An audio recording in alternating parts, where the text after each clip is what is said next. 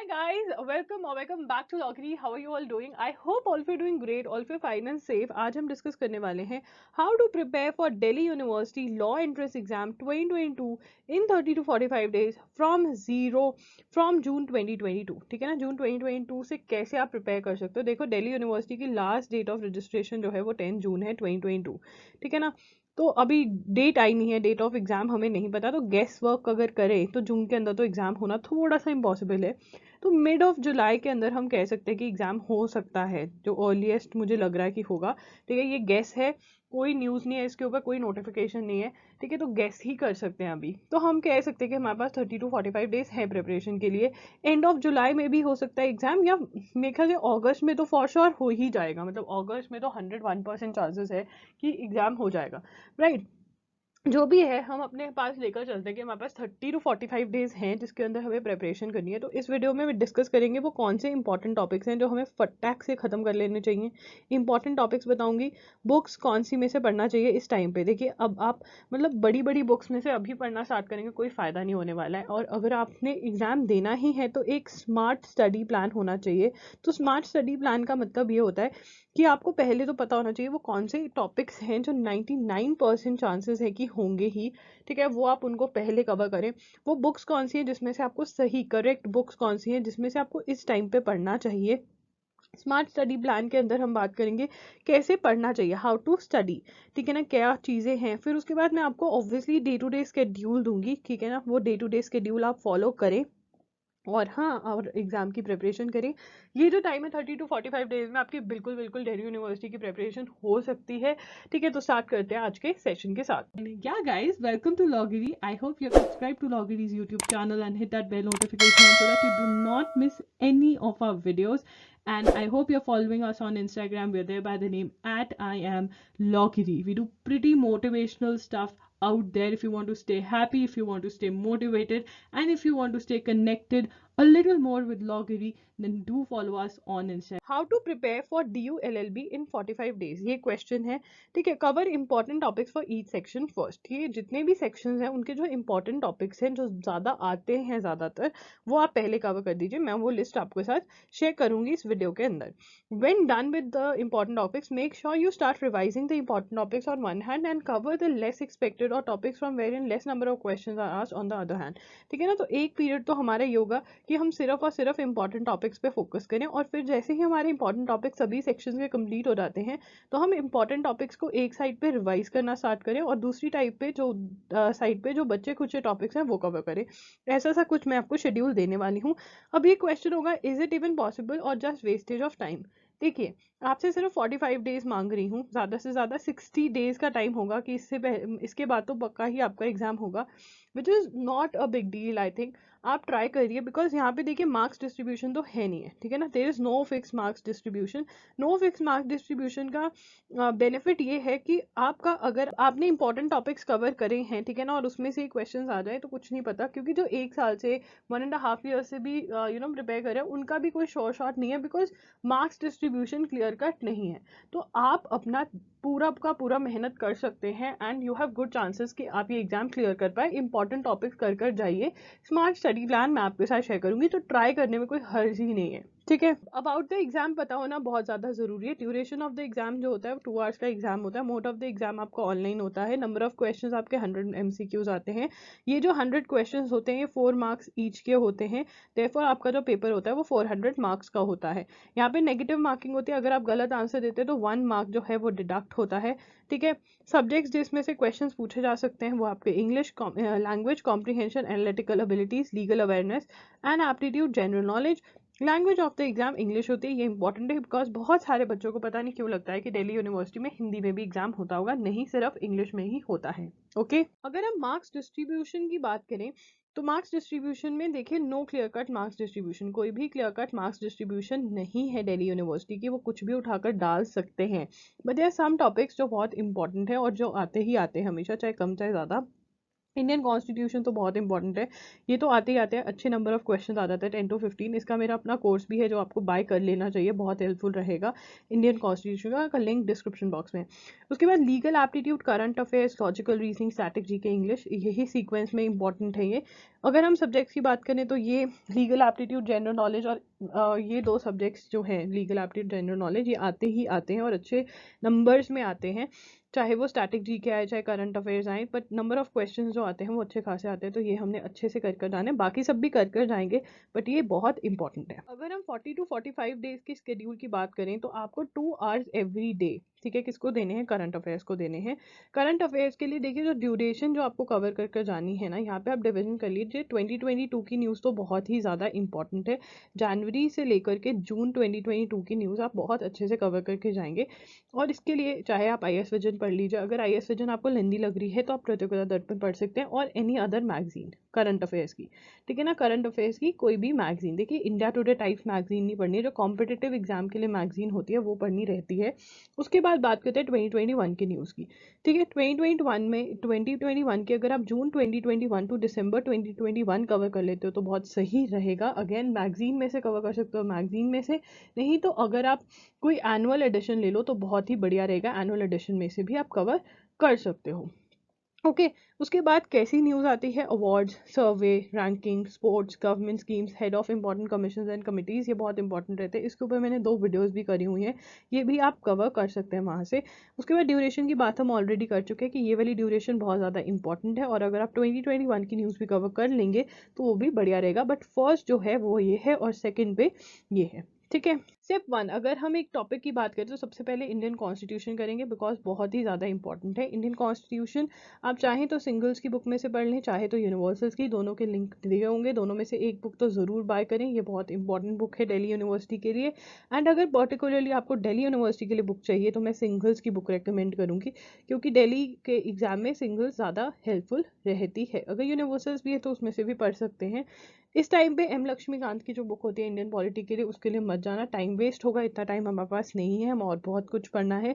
How to study की बात करें तो थ्योरी, मार्क, MCQs, देखिए अगर इंडियन कॉन्स्टिट्यूशन पढ़ना है तो थ्योरी पढ़ें पहले से, अच्छे से उसको अंडरस्टैंड करें और लर्न करें, और फिर वहीं पे मार्क कर लें, क्योंकि बार बार आपको रिवाइज भी करना पड़ेगा, तो वहीं पे बुक के अंदर ही मार्क करें, अंडरलाइन करें, ठीक है।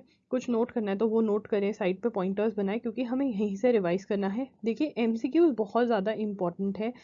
MCQs सबसे पहले तो रिपीट हो जाते हैं, आपको समझ में आता है कि आपको क्या लर्न करना है, क्या इंपॉर्टेंट है, तो ये भी पता चलता है आपको कुछ लर्न हो भी रहा है या नहीं, तो ये बहुत ज़्यादा इंपॉर्टेंट है। और जो कन्फ्यूजन होती है ना, बहुत सारे MCQs कन्फ्यूजिंग होते हैं, तो कन्फ्यूजन जो होती है वो दूर हो जाती है, क्योंकि आप यहीं पे गलती कर जाते हैं अटेम्प्ट करते हुए, जो मेन पेपर है वहाँ पे नहीं करते। तो MCQs आप बुक में से सॉल्व करें, प्रीवियस ईयर क्वेश्चन पेपर्स में से भी MCQs सॉल्व कर कर जाएं।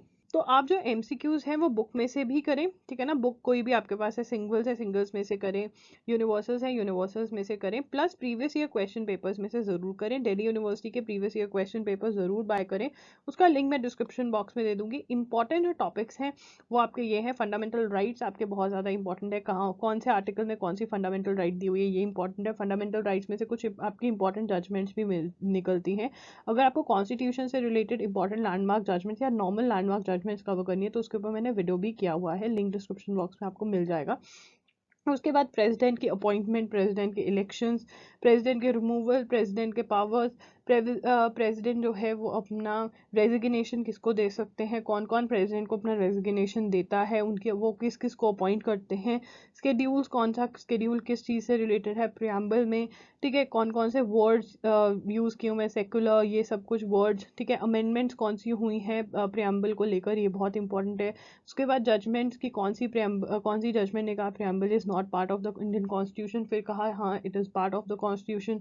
फिर हमारी फंडामेंटल ड्यूटीज़ आ जाती है, नंबर ऑफ फंडामेंटल ड्यूटीज़ हमारी कितनी है, कौन सी कमेटी ने बोला कि हाँ इसको ऐड करो, कौन सी अमेंडमेंट के थ्रू इसको ऐड किया गया, कौन कौन सी फंडामेंटल ड्यूटीज़ हैं ये भी पता होना चाहिए, कौन सी बाद में ऐड करी गई थी फंडामेंटल ड्यूटी, वो कौन सी अमेंडमेंट के थ्रू ऐड करी गई थी, ये सब आपको पता होना ज़रूरी है।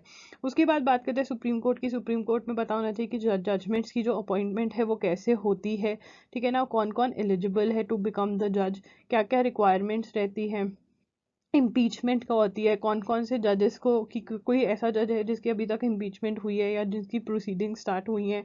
उसके बाद आते हैं वाइस प्रेसिडेंट।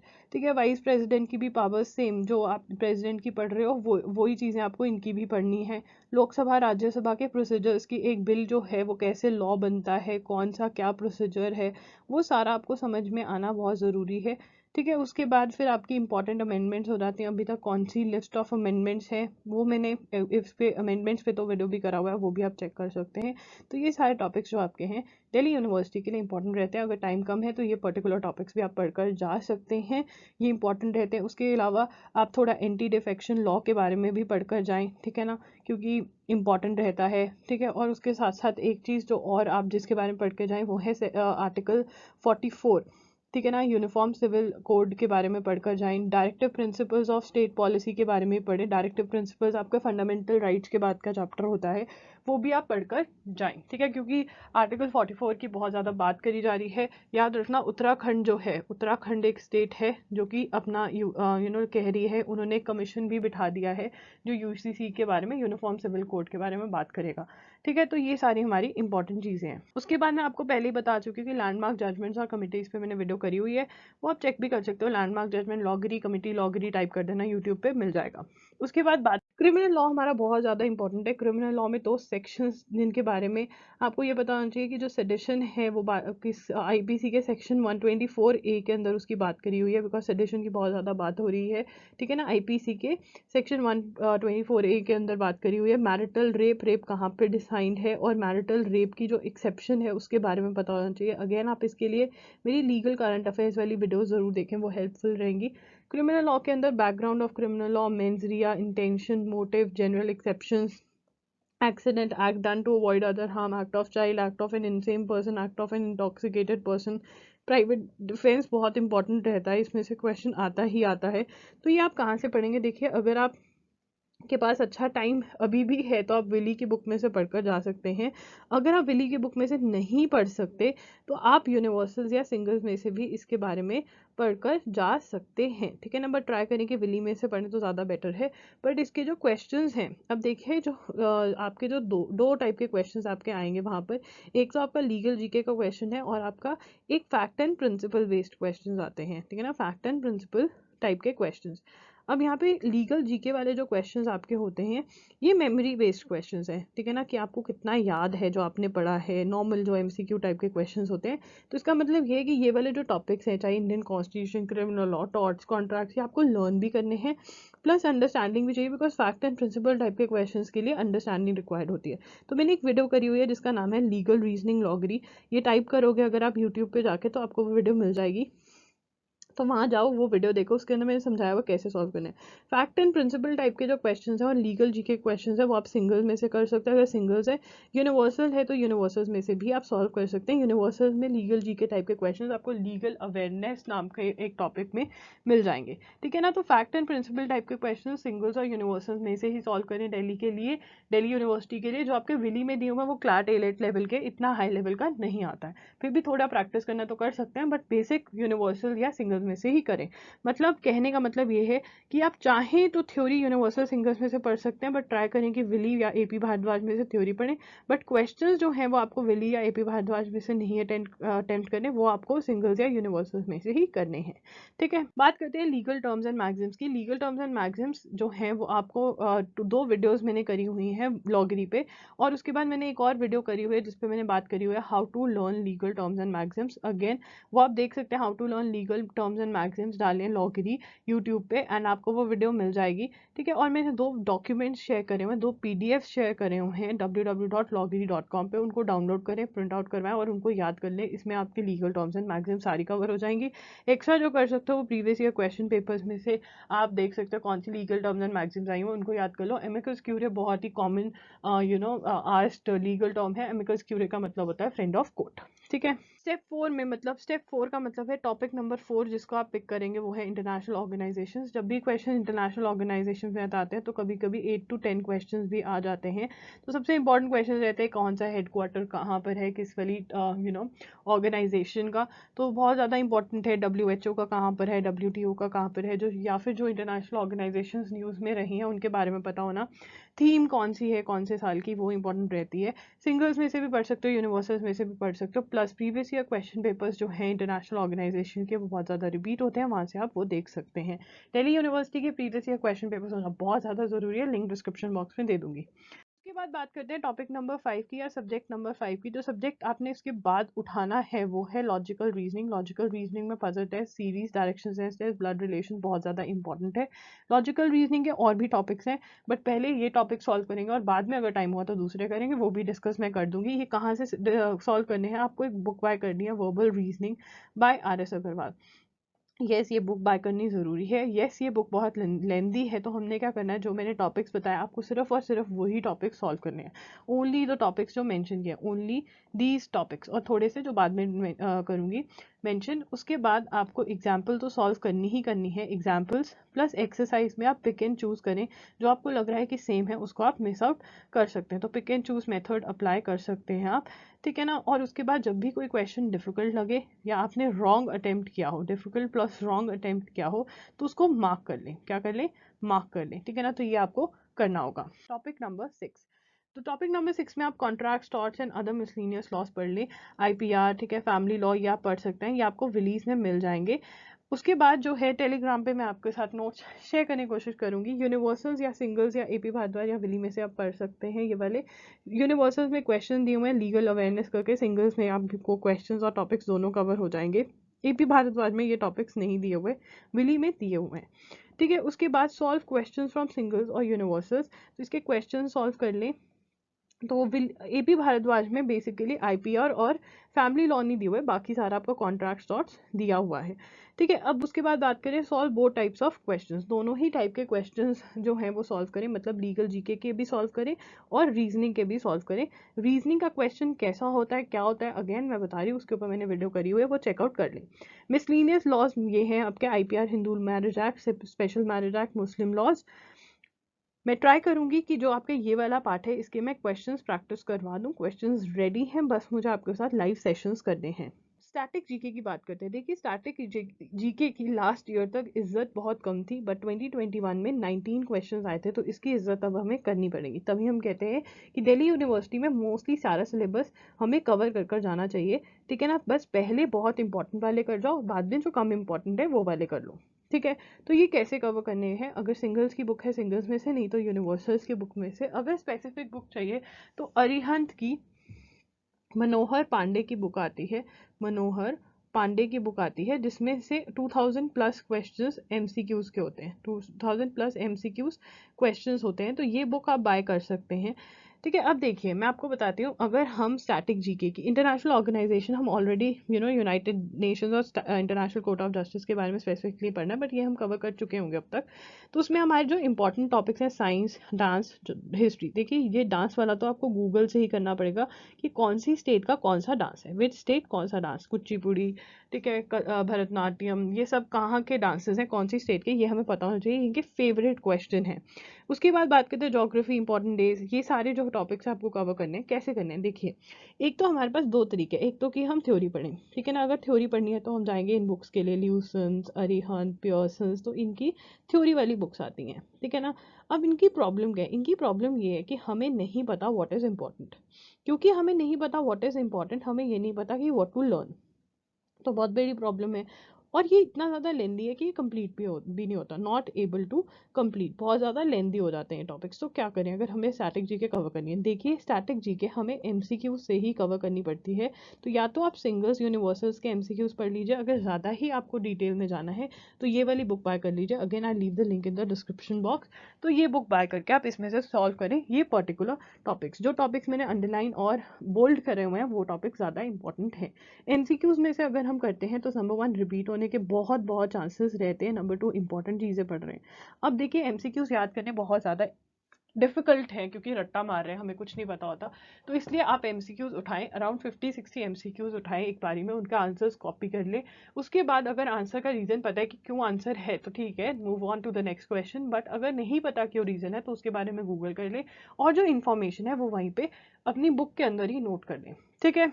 लॉजिकल रीजनिंग का मैंने आपको इंपॉर्टेंट टॉपिक्स बताए थे। अब ये रेस्ट ऑफ द टॉपिक्स हैं, जो बचे खुचे टॉपिक्स हैं वो ये सारे हैं। अगर टाइम मिलेगा तब हम ये करेंगे, और वही वर्बल रीजनिंग की बुक में से करेंगे। अगर सिलॉजिज्म्स और इन्फरेंस अगर आपको स्पेसिफिक बुक में से करने हैं तो वो एम के पांडे की बुक आती है, एनालिटिकल रीजनिंग बाय एम के पांडे, वहाँ पे अच्छे दिए हुए हैं, तो वहाँ से आप कर सकते हैं। Odd one out, mathematical operations, ये पर्टिकुलर टाइप आपको करना है। Arithmetical reasoning, coding decoding, classification, analogy. Coding decoding important में ही डाल लीजिए, पहले कर लीजिए, बिकॉज ये थोड़ा इंपॉर्टेंट रहता है, ठीक है। तो ये आपको टॉपिक्स करने हैं verbal reasoning by R S. Agarwal में। सिर्फ ये दो टॉपिक्स जो है एम के पांडे में से आप कर सकते हैं। सो इंग्लिश के अंदर reading comprehension, idiom, spelling correction, finding errors, meaning of words, fill-ups, ठीक है। अब इसके अंदर एक तो आपके टॉपिक्स होंगे जो वन एंड डन है, मतलब एक टॉपिक उठाया उसको कर दिया 2-3 दिन में और हो गया। फॉर एग्जाम्पल जैसे आरसीज हो गए, ठीक है। फॉर एग्जाम्पल आपके हो गए फाइंडिंग एरर्स, ठीक है ना। तो फाइंडिंग एरर, तो ये वाले टॉपिक्स पहले उठाकर कर दीजिए, बिकॉज उसके बाद जो हमारे सेकंड जो टॉपिक टाइप है वो है लिस्ट टाइप के टॉपिक्स, जिसके अंदर हमें लिस्ट जो है वो याद करनी पड़ती हैं। जैसे कि आपके ईडियम्स, जैसे कि आपके स्पेलिंग करेक्शन, ठीक है ना, जैसे कि आपके मीनिंग ऑफ वर्ड्स, ठीक है ना। स्पेलिंग ऑफ करेक्शन नहीं, स्पेलिंग करेक्शन, ठीक है ना। मीनिंग ऑफ वर्ड्स, ठीक है। सैनोनिम्स, एंटोनिम्स, ये सब कुछ जो है आपको लिस्ट याद करनी पड़ेगी। तो जो लिस्ट वाले आपके जो टॉपिक्स हैं उनके लिए मैं तो कहूँगी कि हर रोज 10-10 उठाकर याद करने स्टार्ट कर दीजिए अभी से ही। और जो बाकी आपके वन एंड डन टॉपिक्स हैं, आरसीज और ये सब कुछ भी ये पहले कर दीजिए, बिकॉज एक तरह से आपको मिलेगा कि हाँ ये हो गए। तो फाइंडिंग एरर्स के अंदर आपको ग्रामर के टॉपिक्स करने पड़ेंगे, जैसे कि सब्जेक्ट वर्ब अग्रीमेंट करना पड़ेगा, subject verb agreement, tenses, prepositions, articles, ये सब कुछ आप पढ़कर जाइए, ठीक है ना। अब इसके लिए जो बुक है आप बाय कर सकते हैं, एसपी बख्शी की बुक में से आपको सारा कुछ मिल जाएगा। आर.एस. अग्रवाल की बुक ऑब्जेक्टिव इंग्लिश आती है, वो भी आप बाय कर सकते हैं, ठीक है। बात करते हैं मैथ्स की। तो अगर हम 2021 के एग्जाम से कुछ सीख सकते हैं तो वो हमने ये सीखा कि दिल्ली यूनिवर्सिटी किसी को भी किंग या क्वीन बना देता है, मतलब किसी भी सेक्शन को। तो स्टैटिक जीके इज्जत नहीं थी 2021 तक, बट 2021 के अंदर बहुत ही इज्जतदार सेक्शन बन गया। वैसे ही मैथ्स को अभी तक इज्जत नहीं मिली है, तो कब इज्जत मिल जाए कुछ कह नहीं सकते। अभी तक 2 क्वेश्चंस, 4 to 5 क्वेश्चंस, कम कम क्वेश्चंस आ रहे थे। तो मैं कहूँगी कि ये जो इंपॉर्टेंट टॉपिक्स आपके रिपीट हो रहे हैं बार बार, जैसे कि आपका एवरेजेस बहुत ज़्यादा रिपीट हो रहा है, प्रॉफिट एंड लॉस करके जाइए, प्रोबेबिलिटी करके जाइए, ठीक है, परसेंटेज करके जाइए, रेशियो प्रोपोर्शन करके जाइए, एज करके जाइए, नंबर ऑफ डेज करके जाइए, स्पीड एंड डिस्टेंस करके जाइए। तो ये टॉपिक्स जो हैं ये आप अपना कर कर जाएं, ठीक है ना। कौन सी बुक में से करके जाएं? 18 डेज वंडर बाय एस चंद की जो है वो बेस्ट बुक है। अगर इसको पूरी की पूरी आप सॉल्व कर सकते हैं तब भी बेस्ट है, नहीं कर सकते तो कम से कम ये वाले पर्टिकुलर टॉपिक्स तो जरूर सॉल्व करके जाएं। ओके, द प्लान देखिए, अगर आपको 40 to 45 डेज में प्रिपरेशन करनी है तो आपको 12 to 14 आवर्स देने पड़ेंगे। बट अगर आपके पास इतना टाइम नहीं है तो जितना भी टाइम आप दे सकते हैं उतना दीजिए। बट जो सीक्वेंस मैंने आपके साथ शेयर करी है वो ज़रूर दिमाग में रखें और एक प्लान ज़रूर बनाएं। अगर आपको मेरी हेल्प चाहिए इन पर्टिकुलर तो आप मेरे साथ एक 1-on-1 सेशन बुक कर सकते हैं। ये 1 to 2 आवर्स का सेशन होता है, जिसके लिए आपको 2000 रुपीज़ पे करने होते हैं। लिंक डिस्क्रिप्शन बॉक्स में, you can book a session. 12 to 14 hours का जो प्रेप स्ट्रैटेजी है वो मैं आपके साथ अभी शेयर करूंगी। सबसे पहले आप अपना 2 घंटे तो हर रोज देंगे करंट अफेयर्स को, ठीक है। जो भी मैगजीन में से आप पढ़ रहे हैं, सबसे पहले 2022 की जो करंट अफेयर्स है वो आप कवर करेंगे। उसके बाद बात करते हैं इंडियन कॉन्स्टिट्यूशन, इंटरनेशनल ऑर्गेनाइजेशन। यहाँ पे आज मैंने मेंशन किए हुए हैं, डेट्स मेंशन करी हुई हैं यहाँ पे। तो बेसिकली हमने यहाँ तक बहुत सारे इंपॉर्टेंट टॉपिक्स अपने कवर कर दिए हैं। तो यहाँ से हम अपनी रिविजन स्टार्ट कर सकते हैं, मतलब 6 जुलाई से। अगर हमारा एग्जाम देखिए, अब यहाँ पे हम मैथ्स कर रहे हैं, ठीक है। बेसिकली हमारा सारे मेजर टॉपिक्स खत्म हो जाते हैं 26 जुलाई तक। तो रिवीजन के साथ साथ हम ऑलमोस्ट सारे टॉपिक्स खत्म कर देते हैं। तो अगर जुलाई के एंड तक हमारा पेपर नहीं होता है और अगस्त में होता है तो हमें और टाइम मिल जाएगा। अगर उससे पहले होता है तो इसका मतलब ये है कि आपको जो टॉपिक्स रह जाते हैं उसमें से, अगर तो जैसे मैथ्स के टॉपिक्स हैं तो इंपॉर्टेंट टॉपिक्स एक दिन उठाएं, उनको खत्म कर दें एंड फिर रिविजन पे आ जाएं, ठीक है ना। तो मैंने आपको ऑलरेडी बताया हुआ है कौन से इंपॉर्टेंट टॉपिक्स हैं सीक्वेंस के अंदर। अगर कंफ्यूजन है तो आप कमेंट करके तब मेरे से पूछ लीजिएगा, बट अभी के लिए ये शेड्यूल ज़रूर फॉलो करें। एक बार आपके सारे के सारे टॉपिक्स हो जाते हैं तो प्लीज रिवीजन करें, मॉक्स अटेम्प्ट करें, कुछ और नहीं तो दिल्ली यूनिवर्सिटी के प्रीवियस ईयर क्वेश्चन पेपर्स उठाकर ही सॉल्व कर लें, ठीक है। So guys that's it for today's video. I hope you found this video helpful. If you did, do like the video and also subscribe to the channel, hit that bell notification so that whenever I upload a new video you get notified immediately. That's it, Logari signing off. I'll see you super soon. Bye and take care.